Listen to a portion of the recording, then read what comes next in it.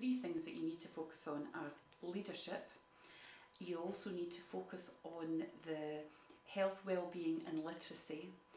And the other thing I think is involvement of the community. That's a really, really strong focus, because without the support of your community and also your parents and carers, who are obviously a key part of that community, then success is not going to be possible. These are the three things that we need to be focusing on. And then what we started to do was a real relentless focus on teaching and learning. Right. That's what our core business is. And from that we developed the leadership potential of the staff in our school. What we've done at Castleview is actually to have lead learners in the 8 curricular areas. Now these lead learners attend all CPD courses, they do all the reading on these different curricular areas, they report to staff, they update the website. They're the real focus on that particular curricular area. However, overarching that, we have the areas of health and well-being, literacy and numeracy. And I think it's really, really important that everybody has that focus. Teachers have got a responsibility for developing the leadership within their own school. And when I say leaders, I mean leaders in the whole school family. So we should be developing our head teacher leadership, our deputy head teachers, our principal teachers, our teachers, the whole teaching team, because don't forget the support staff play a huge role within the school. Also within our school, we develop the leadership potential of our children. So my older children within the senior school and primary actually are learning buddies to the younger children. It's very important that our children leave school with a body of skills that are going to support them when they go on into further education and into their working lives. And so we're training our children through active learning, through looking at a Bloom's taxonomy approach to higher order questioning skills, that these children are very well prepared for leaving school and going on into their high school. The transition period is a very important time for us as well.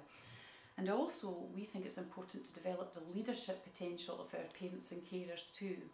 For instance, our Growing in Confidence programme is a programme to develop leadership and health and well-being in parents, carers, teachers and in our children. We need to be ensuring that communities are developing from within. Right. Leadership shouldn't be something that comes into a community and says we're going to ensure that your leadership is strong. The community should be working together to actually develop the leadership potential. One of the things the Attainment team have certainly been looking at is the 0 to 3 agenda, and especially in the areas of literacy, numeracy and health and well-being. I think it actually starts from birth that parents can actually support their child with learning. But once a child comes to school, it's very, very important that the school actually supports parents with understanding of what Curriculum for Excellence is all about, understanding what their role can be in developing their child's learning, and also communicating with parents about the progress of their child. And with the introduction of Curriculum for Excellence, our class teachers are developing more robust ways of developing their own assessments on teaching and learning within the school. And so it's very important that parents are involved in that whole process. Our children have learning journeys from nursery right through to primary 7, and these transfer onto high school. These are personal learning profiles that the child is actually developing, and the parents actually have got a huge amount of input into that. They can actually make comments on their child's personal profiles. They can actually make comments on the learning that the child is doing out with the school as well. And so by the time the child leaves school, there's an excellent record there of everybody who supported the child actually having input on their personal learning journey. I talk about my school family. That's the way I see things in our school. We're all in this together.